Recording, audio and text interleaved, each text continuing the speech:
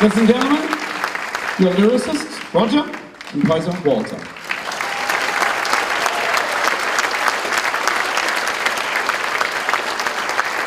So I'm going to come over here a little bit. We're just going to have a little quick chat. Ladies and gentlemen of the Each Living Moment Choir, Walter, would you like to tell us about all these wonderful people who have come together? They weren't all on the screen up there that we saw, but where have they come from? Well, this festival has brought them all together, basically. We're a very small choir, 12 people so far. This is a showcase, the movie you saw, and we're hoping to expand greatly. But thanks to the festival, we've had this wonderful opportunity to sing with 3 other choirs. We've got the Mandurah City Choral Society and the JC Choir, who have joined us, and they worked pretty hard over this weekend to learn it pretty much from scratch. So my thanks to them. And we're just going to give them a big round of applause as they leave the stage. We're going to get ready for the last choir. So Walter, how did this project come about, and really what's it all about? What are you trying to achieve? Well, both Roger and I have Parkinson's disease, and having retired from corporate life recently, I had the option of becoming a grumpy old man and going to my grave early, or taking on a more positive spin on life and living for the moment. So the name of the choir is Each Living Moment, and that's the basic principle upon which the choir has come about. The choir is...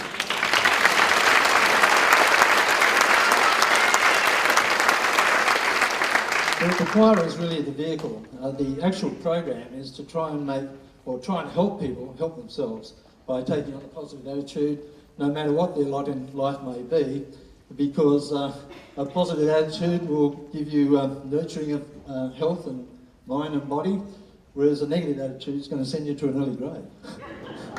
Absolutely. I'm just going to pop in here for a second.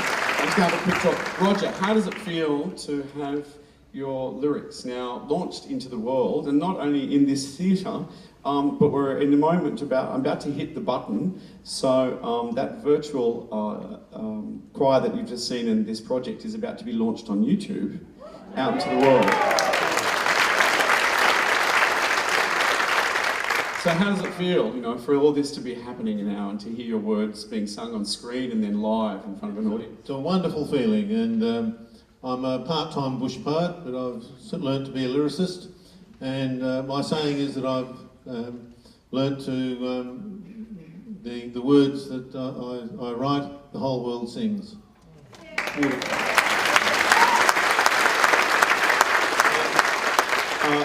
This festival is actually just even more than this choir coming together. In fact, Brian, who conducts the JC choir, we just found out and was able to introduce Walter and Roger to 2 choirs that Brian conducts in Perth for people with Parkinson's, which is extraordinary. And I must say, for me, I get kind of teary and choked up about this because so much has changed in the last 6 years, I think, since Choir of Hard Knocks in many ways. That documentary came into your living rooms and everybody saw the health benefits of music and singing, and we saw people whom perhaps we mightn't normally see pushed to the side of society in such a valuable, positive way through being able to have a voice in their community and to give different communities, like now the Parkinson's community. And I shared with Walter and Roger also that I'd just been in Adelaide in November last year working with a wonderful organisation there that has not only 3 choirs for people with dementia, but a choir for people with Parkinson's called the Movers and Shakers. Isn't that fantastic? So I'm just going to quickly ask you, and then we'll come back to Walter and talk about the project. But for you, how important has music been for you during this journey that you've been diagnosed with Parkinson's, and you're coping with that? I was diagnosed 3 years ago, and only recently, in the last 12 months, taken up singing, and it has been a wonderful experience for me. It's helped me no end, and I just want to keep going with singing. And we want you to keep going too, don't we, ladies and gentlemen?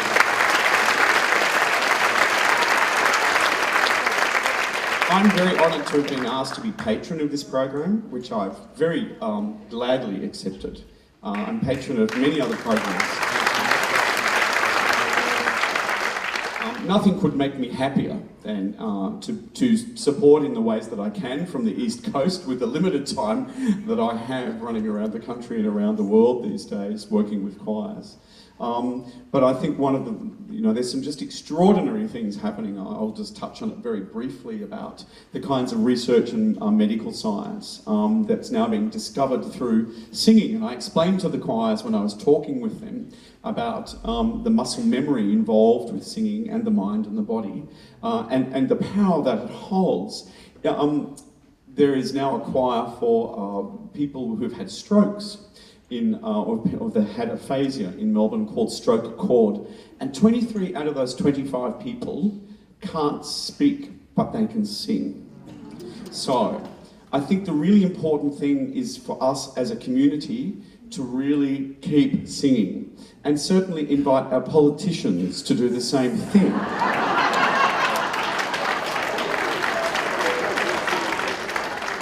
Paddy, if you're here, I love you. And I will never call you Pam. Walter, tell us now about the next step of this project and what you're hoping to achieve. Right, well, we found it pretty hard going to this point. I think because we had nothing but promises and word pictures. Now we have a product that we can showcase. And effectively, the each moment project will continue, and we're going to just build by layering in more and more singers until we top 100 plus tracks. So that's our most immediate goal. And in doing that, we're going to open it up to small groups because we're very much in the building community as well. So we're moving away from the Eric Whittaker model, more towards a community-based program where we can have individuals singing at their webcam if they're isolated. But if a small group can come together, and I'm particularly interested in introducing this to high schools, and getting into a preventative program as well as a therapeutic program. So I'm just going to stop you there. One of the things that you're really interested in using this model to help as a preventative measure around bullying in schools. Such a really big, hot topic now for us as a community, and something so positive through this program that you can use. So you would like to hear from school teachers? Absolutely. Well, just recently we put a collaboration proposal to youth care. I've written another song just recently. It's about a daughter of mine, our middle daughter, who committed suicide at the age of 29. And one of the root causes of her demise was school bullying. At the time, she was wanting to become a chaplain to try and do something about peer pressure and what have you, but not to be. So very soon we'll be launching that and trying to make it a fundraiser. But in doing so, we really want to engage with the schools and encourage them to work with us. And what I'd love to see would be a coordinated program throughout the Peel region initially, where we fuse science or technology, namely the internet and what have you, with art form, which is the singing, and health education about nurturing body and mind. And if that proves to be successful, then I'd really love to see it roll statewide and then perhaps nationwide. So we've got big ideals and big plans. Big dreams. And we're going to talk a minute about that, pressing the button on and the website people can go to, but there are a few people that you'd like to thank that I know here in the audience. Yes, number one, I think Leah's here. I know she had a gig today, our conductor. Are you here, Leah, hello. She's standing. Would you like to take a bow, Leah? You didn't get a bow before. Stand up and take a bow.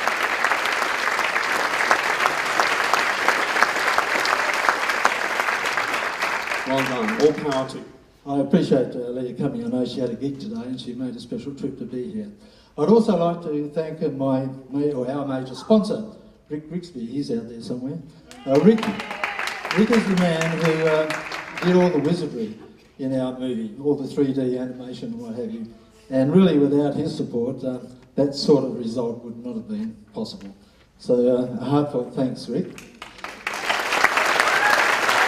Fantastic. That's amazing.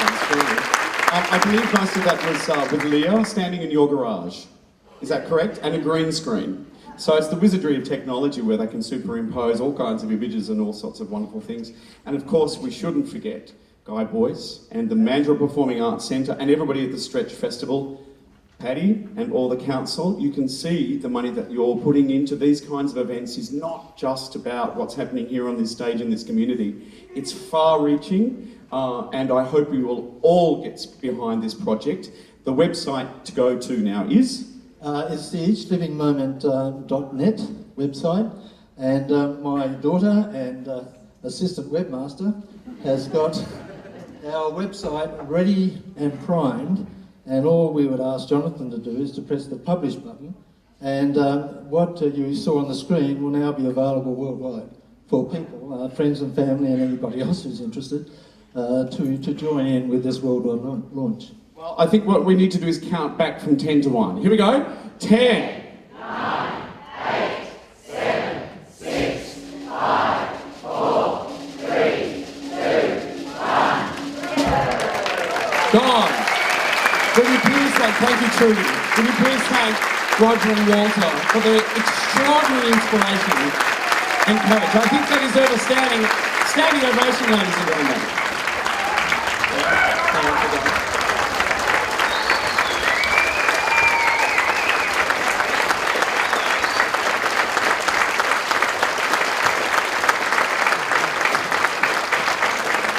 Waffles. Thank you so much. I look forward to seeing you up on the stage. It's now my great pleasure to welcome back the entire cast. Are you having fun? Yeah. Did you expect that? No. See what happens when you come to live theatre. Anything's possible.